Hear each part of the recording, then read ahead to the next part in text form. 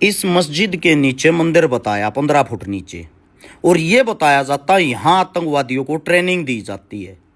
ये कोई बाहर की जगह नहीं है।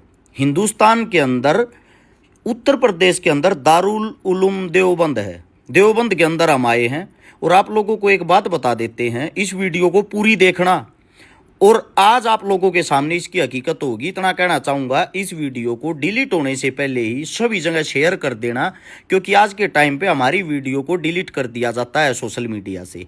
आओ वीडियो देखते रहो, पूरी वीडियो गौर से देखना है, एक एक बात को सुनना है।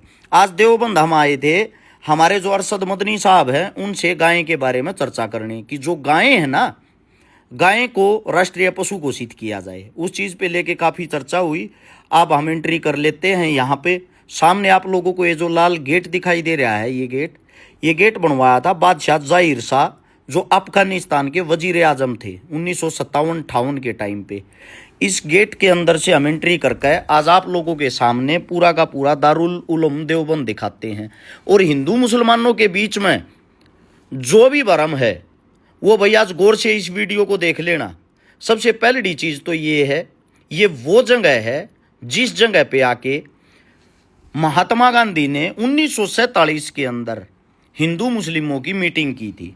और उस मीटिंग में ये फैसला लिया गया था कि भाई हमने लड़ाई एक साथ लड़नी है। जवाहरलाल नेहरू ने प्रधानमंत्री बनने के बाद एक बात कही थी कि आज़ादी की लड़ाई में सबसे बड़ा जो योगदान है वो दारुल उलूम देवबंद का है। ये बातें अगर उन लोगों ने बोली हैं तो कोई खास बात होगी। सबसे पहले तो हम गए, यहाँ सबसे बड़ी लाइब्रेरी है इस वक्त की, इस टाइम की, जो सदियों पुराने इतिहास को समेटे हुए है।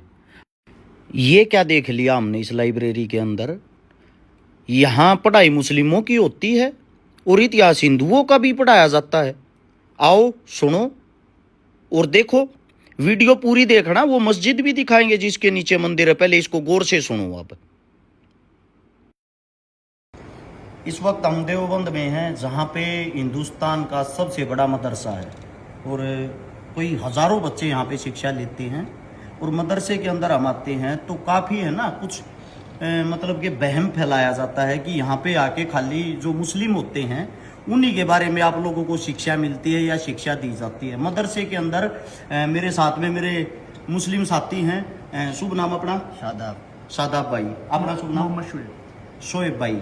और शादाब और शोएब से पूछेंगे, शोएब भाई ये किस चीज़ की किताब है? देखिए, आप यहाँ पर लाइब्रेरी में आए हैं और आपने दारुल उलूम को अपनी आंखों से देखा है और चीज़ें आपको ऑन रिकॉर्ड भी दिख रही हैं। ये यजुर्वेद है। यजुर्वेद तो मेरे हिसाब से हिंदुओं की नहीं होती। जी जी, ये तो होती है ना, हिंदुओं की ज़बान अच्छा होती है। ये जी, ये ऋग्वेद है। ये ऋग्वेद है।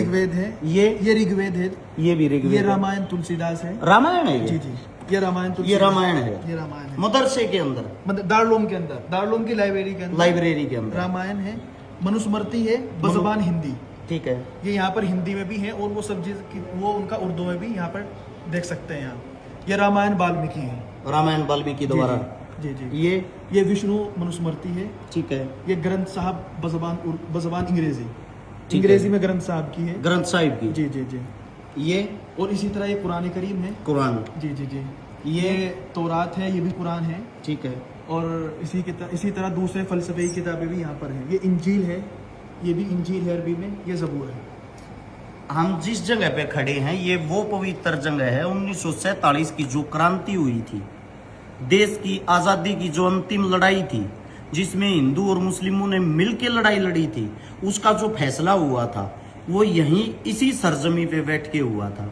और आज कुछ ऐसे मूर्ख इंसान हैं जो राजनीति के भाव में बह के इन चीज़ों को भी जाति और धर्म और मजहब से जोड़ देते हैं। मैं आप लोगों को एक बात बताता हूँ, आप अल्लाह के घर जाओ या मंदिर में जाओ या गुरुद्वारे में जाओ, शिक्षा आपको कहीं ये नहीं मिलेगी तोड़ने वाली, शिक्षा मिलेगी आपको जोड़ने वाली। लेकिन कुछ मूर्ख इंसान होते हैं, वो हर धर्म हर जाति के अंदर मिलते हैं, जो जानबूझ के कुछ गंद फैलाते हैं, इन चीज़ों को तोड़ मरोड़ के पेश करके दिखाते हैं। जैसे कि अब ये बोल देंगे ये ग्रंथ हैं, ये रामायण है, तो ये इस भाषा में क्यों लिखी हुई है? जी। उसका कारण है क्योंकि हमारे साथ में जो मुस्लिम साथी खड़े हैं वो इसको आसानी से इस भाषा में पढ़ सकते हैं। अब वो ग्रहण इन सब के ज्ञान को करते हैं। टोटली बातों के अंदर सेम ज्ञान है, फर्क थोड़ा सा शब्दों का होता है, थोड़ा सा समझने का होता है। तो आप लोगों से बोलो से भाई क्या कहना चाहते हो? हर्षिकारा साहब, जिस तरह से आप काम कर रहे हैं, सबसे पहले तो आपको मुबारकबाद। आप यहाँ पर आए, वक्त निकाल कर आए हैं और आप एक चीज़ों को बहुत डीपली आप चीज़ों को देख रहे हैं। एक मैं आप ही से सवाल करता हूँ काउंटर क्वेश्चन कि जिस तरह से एक ब्लेम दारुल को स्पेशली इस दौर में दिया जाता है कि यहाँ पर आतंकवाद की तालीम दी जाती है और लोगों से न जाने किस किस तरह से वेपन का भी बताया जाता है कि यहाँ पर रखे जाते हैं और वो फुला चीज़ें सब चीज़ें हैं, तो आप देख रहे हैं, आप मुझे ज़रा सा बता दीजिएगा घूमने के बाद आपको कोई इस तरह की चीज़ नज़र आए तो। मैं आप लोगों के साथ प्यार प्रेम से जो रहता हूँ ना, मैं तो हिंदू परिवार के अंदर जन्म ले रखा है, मेरे कोई मुस्लिम नाम मिला हुआ, मेरे कोई हर्षुद्दीन कहते हैं, जब मेरे कोई दिक्कत आपत्ति नहीं है। बिल्कुल, आप यहाँ पर हैं, अभी घूम रहे हैं, आप इकले जा करके दारुल उलूम के किसी भी एक कैंपस में किसी भी एक क्लास को आप देख कर आप जा सकते हैं, कोई आपको परमिशन लेने की जरूरत मैं नहीं है। पूरे मुस्लिम परिवार के बीच में, दारुल उलूम के बीच में अकेला घूम रहा हूँ। मेरे साथ में सिर्फ और सिर्फ 3 से 4 हिंदू हैं। टोटली यहाँ की जो आवाम है, जनता है, मुस्लिम है। और मेरे से कोई ये भी नहीं पूछ रहा भैया आप यहाँ कैसे घुस गए, ये तो मुस्लिमों के लिए है, आप यहाँ किस लिए आए हो। यहाँ पे जो प्यार प्रेम मिल रहा है, यहाँ पे जो सादगी है, यहाँ पे आज भी 1947 से पहले का जो भारत है वो देखने लायक, आप लोगों को देखना चाहिए। देखने से ही सीखते हो, सुनी सुनाई बातों से नहीं, कानों के कच्चे मत बनो। राजनीतिक आदमी कोई भी हो, उसको सिर्फ और सिर्फ वोट से जोड़ के राजनीति करनी है, वो आपको उसी नजर से देखेगा, उसी नजर से दिखाएगा। हाथ जोड़ के विनती है, आप देवबंद आए और यहाँ पे आके घूमे, यहाँ पे आके देखें, मैं गारंटी देता हूँ आप देवबंद के दीवाने हो जाओगे। धन्यवाद आप सबका। और इतना कहना चाहूंगा, एक बार लाइब्रेरी और दिखाना, मेरे हिसाब से हिंदुस्तान के अंदर ऐसी लाइब्रेरी कहीं मिलेगी नहीं आप लोगों को। पूरी वहां से लंबी दिखाना भाई। मुस्लिमों के लिए जो नफरत रखते हैं, व्हाट्सएप यूनिवर्सिटी से जो पढ़ के आते हैं, आजकल के बच्चे जो सोशल मीडिया पे खाली लाइक और फॉलोवर कमाने के चक्कर में एक धर्म को टारगेट करते हैं, आंखें खोलो और देखो क्या किसी हिंदुओं के पास ऐसे इस तरीके से अपने इतिहास को संभाल के रखा है। गौर से देखो, सदियों पुराना इतिहास आज भी इनके पास रखा हुआ है। पंखे भी वही पुराने हैं, उसी टाइम अंग्रेजों के टाइम के। आज भी हाथ की दस्तकारी करते हैं, हाथ से काम करते हैं।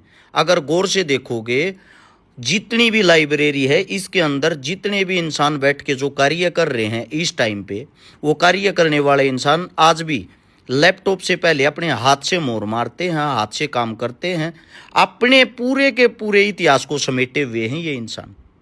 और संपूर्ण जो भी जहां से इंसान आता है उसकी इज्जत करते हैं, उसका सम्मान करते हैं। इसीलिए मैं कहता हूं, आप किसी से नफरत तो करते हो, नफरत करने से पहले नजदीक से जाके उसके कल्चर को तो जानो। या सीधा वैसे ही किसी से सुन लिया और गालियां देना शुरू कर दिया। किसी के धर्म को आप बदनाम तो कर देते हो, टारगेट तो कर देते हो, उस धर्म के बारे में थोड़ा बहुत तो आप लोगों को पता होना चाहिए। आइए अब आप लोगों को उस मस्जिद तक ही लेके चलते हैं जिस मस्जिद के आजकल चर्चे चल रहे हैं, क्योंकि वो दिखानी आप लोगों के लिए बहुत ही ज़्यादा ज़रूरी है ताकि आप गुमराह ना हो। और उससे पहले आप लोगों को इस जगह लेके चलता हूँ। ये देखो, सुना होगा फिल्मों में कि फतवा जारी कर दिया है। ये वो जगह है जहाँ पे हम जा रहे हैं पुराने टाइम से ही, पुराने से पुराने टाइम पे, अंग्रेजों के टाइम पे 1947 की जब जो लड़ाई शुरू हुई, तो उस टाइम पे जो मौलाना हुसैन अहमद मदनी साहब थे, उन्होंने फतवा जारी किया था। और वो फतवा यहाँ से जारी किया था, ये जो आप जगह आप देखने लग रहे हो, वहाँ लिखा हुआ भी है सामने, फतवा जारी यहाँ से होता है संपूर्ण हिंदुस्तान के मुस्लिमों के लिए। और 1947 की लड़ाई में ये फतवा जारी हुआ था, कोई भी अंग्रेजों की सेना में मुस्लिम शामिल नहीं होगा। जैसे हम नमाज जो पढ़ते हैं पांचों टाइम की, जितनी अहमियत इज्जत हम नमाज को देते हैं, सेम हम अपने देश के लिए कुर्बानी दे देंगे। हम अंग्रेजों की फौज में नहीं जाएंगे। और मैं अपना कफन अपने साथ लिए फिरता हूं, मेरे देश के लिए सबसे पहली कुर्बानी मेरी होनी चाहिए। ये थे मौलाना साहब के उस वक्त के, उस टाइम के स्पीच, भाषण। अपने देश के लिए, हिंदुस्तान के लिए वो लड़े थे।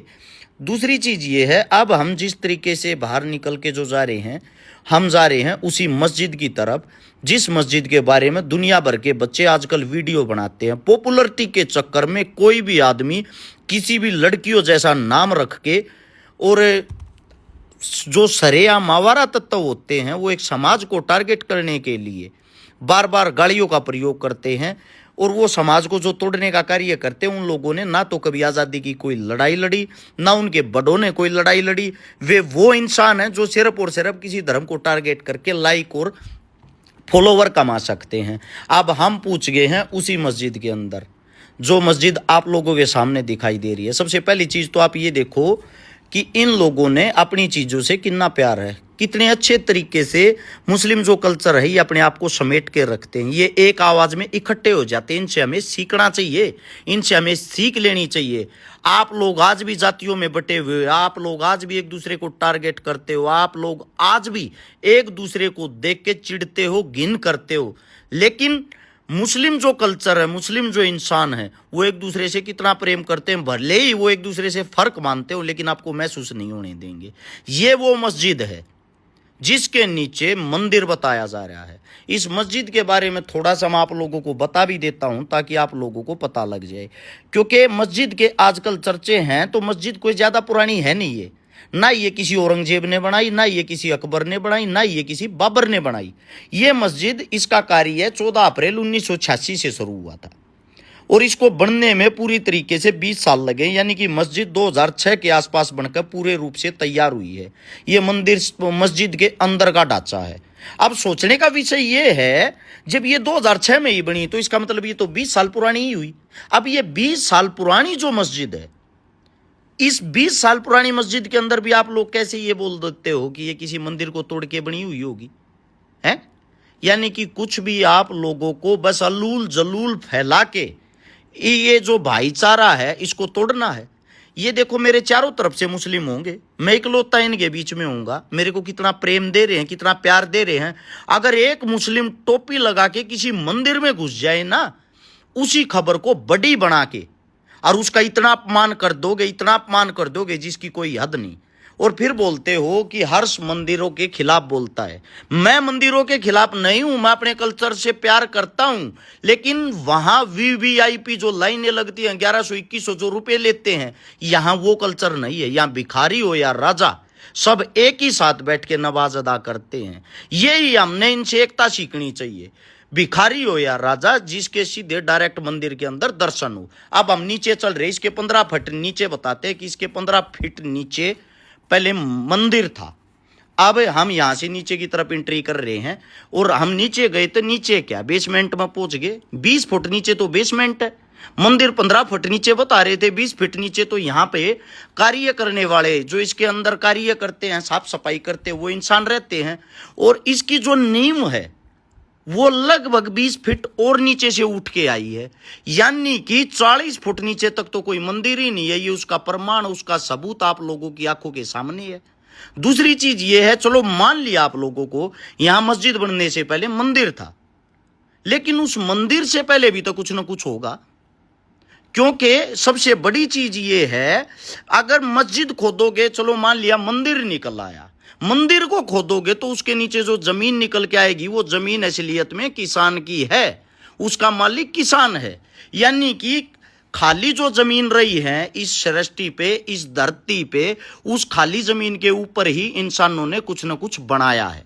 अब कुछ ना कुछ वहां बनाया है तो ऐसे ही मस्जिद बन गई, कहीं मंदिर बन गया, कहीं मकान बन गए। यानी कि ये सारी बातें बेबुनियाद है, झूठी हैं। और मैं हिंदू होने के नाते भी एक बात कहता हूं भाई, मेरे मुस्लिम साथियों पे, भाइयों पे अगर कोई आवाज़ उठाएगा, उंगली उठाएगा, मैं इनके साथ खड़ा हूं। इसलिए खड़ा हूं, मेरी गाय को राष्ट्रीय पशु बनाने के लिए सबसे पहले मुस्लिमों ने आवाज़ उठाई है।